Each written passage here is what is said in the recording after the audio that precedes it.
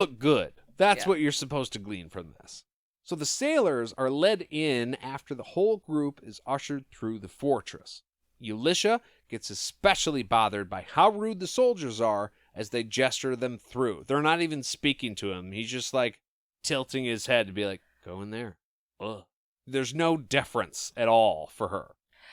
It's so weird to me how pissed off that makes her. Like, I get it that they aren't used to being disrespected in that way. They're used to being treated with a certain level of reverence, but, like... Never mind. These guys didn't even say, like, get in there, bitch, or anything like that. They just, like, they just tilted their head. That's not even that disrespectful. No, it's really not. But unless they throw themselves on the floor before her and go, oh my God, please go that way. Only if you want to. Only if you want to. You don't have to. That's totally fine. He tilted his head rudely. You're a prisoner right now, lady. Do you not No, what? I don't think she does. I mean, What? I know they're scared and I know they're going in for a plan to kill Jagang, but I don't think she understands the gravity of the situation. You are not honored guests here, okay? It goes all the way back to the thousands of soldiers. What are you going to do? Maybe you will kill your target. And maybe then, the keeper will be in charge. And then you got a pretty big advantage. But as of right now, you don't have that advantage. And the second this dude dies, somebody is gunning for your ass. For sure. Magic. I mean, I would like to think it's not even a bravery thing. It's got to be that she's delusional. She's so angry and so upset by this fuckery that this asshole is pulling off all the swear words that she's almost not even caring whether it goes well. Well, also, this is kind of their one chance. They know that this guy controls them, especially when they go to sleep. And right now, he is taking the place as a keeper and making them do things that the keeper doesn't want them to do necessarily. The keeper wanted them to go after the Seeker, right? And, restore his place.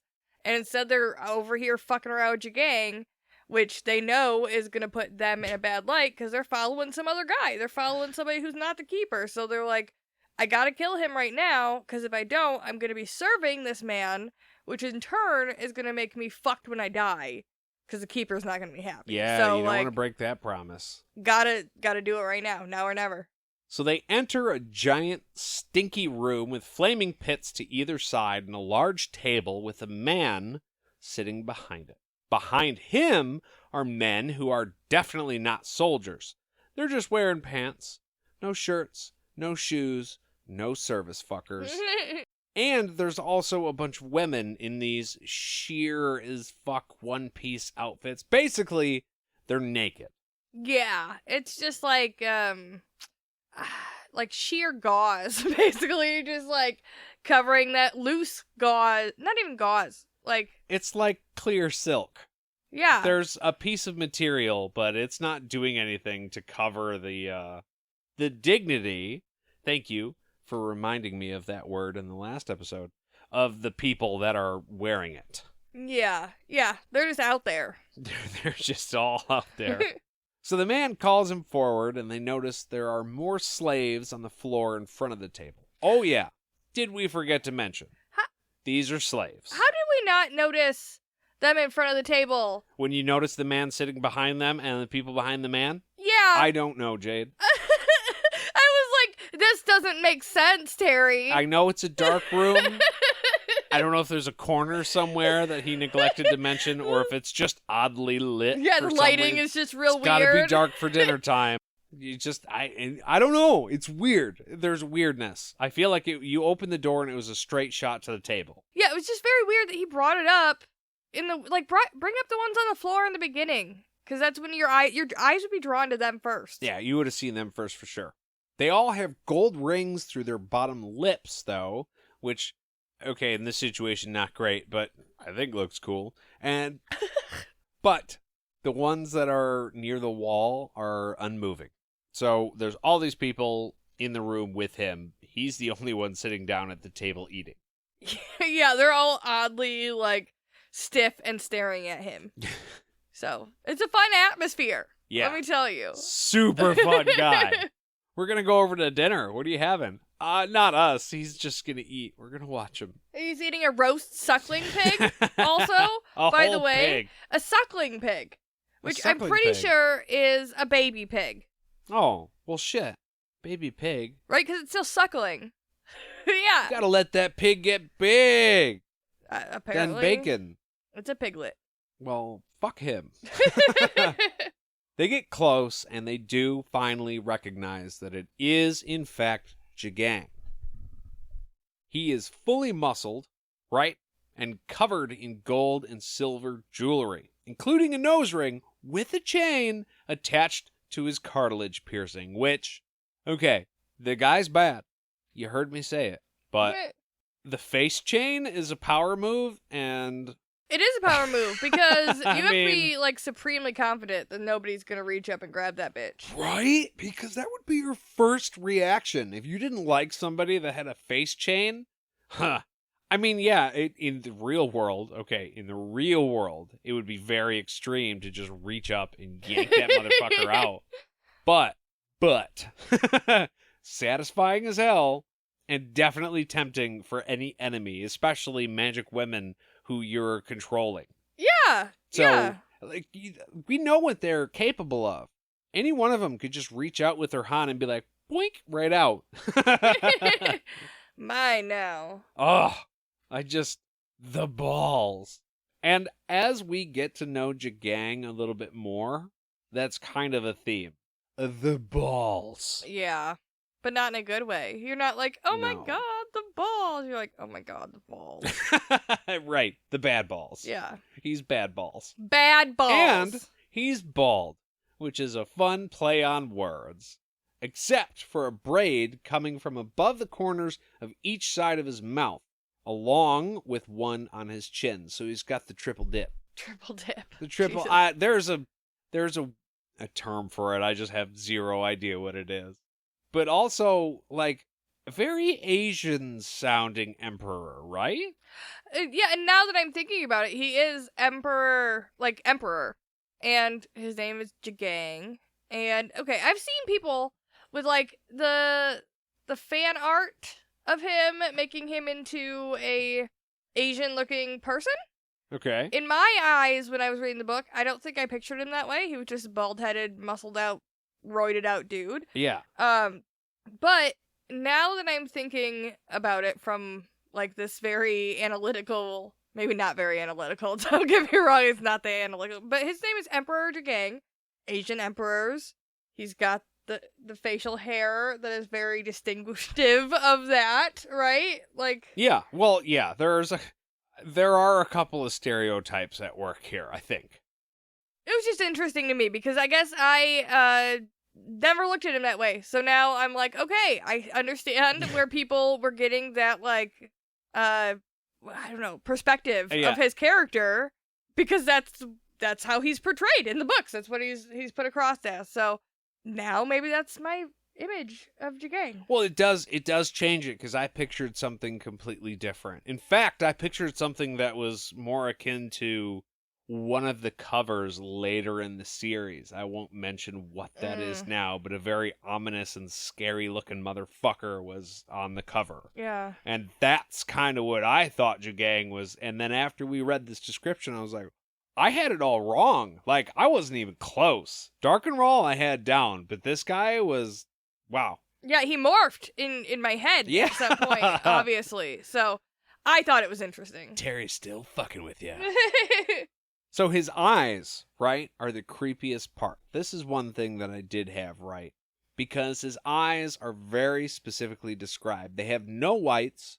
They are totally gray with these, like, murky shapes moving around inside of them. Ew. Yeah? You don't like that? No, I hate that. Hate it. What kind of shapes do you think are inside his eyeballs? I don't think it matters. They could be hearts. It could be literally anything. It's gross and ew. Yeah. That's fair. I You don't have suppose. whites in your eyes, you need to go to the hospital or get away from me. He's got, like, Rorschach eyeballs. Yeah. Don't like. They said that they were like, 2 windows to nightmares or something? Yeah. twin Which nightmare fun. windows or some shit. Like, ooh. Makes you wonder what his senior picture looked like, huh? When he was still young and freckly and had the hair that he's gotten rid of now. I thought it was great that Ulysses can't picture him with hair. She's like, no. Any amount of hair would make him way less, like, intimidating looking. I would desperately want to make one of those, what do you call them? The Woolly Willies? Would you gang's face? You are beyond me. Those little magnetic faces that had all little shavings in there, and you would... Oh, and you could drag it Yeah. across the plastic and give him hair? Yeah, give him hair or mustache or whatever. That would be great. Bald dude with the piercing from his nose to his ear, and then you give him hair. Ear hair. That would be awesome. I'll bet we could find one of those. We could probably find a way to customize it. If you have one of those, what is it called? It's a Woolly Willy. Woolly Willy at your house. Which is such a funny name, by the no, way. it's weird. And you make us a picture of what you think Jagang would look like as a Woolly Willy. I will send you a beer koozie. How about that? Best face wins. Because it's mildly funny right now. Maybe some people are like, this isn't really funny at all. But Jade and I are going to see that and laugh, and it's going to go on for a while. Mm-hmm. And then you'll all see it. So. So Jagang says that they're late. And Ulysses says, for what, motherfucker? Sorry. That is That was not my what thing. happened. I don't even know what I'm here for. I'm sorry. She doesn't hesitate. She's way cooler than I would probably be. Being sure to only allow fear to touch the faces of the other Sisters of the Dark, right? Because she's in control. She can kind of make them all do the thing. So she's misleading Jagang in turning their faces afraid. She gathers all of their Han together. We're talking about male, female Han, additive, subtractive. All that shit. All of the sisters, all balled up in her. She's going full Zool from Ghostbusters with the lightning and the clouds. And no, you can't see it, right? She's invisible. Not she. You're going off the rails, I Nate. am. The magic is invisible, right?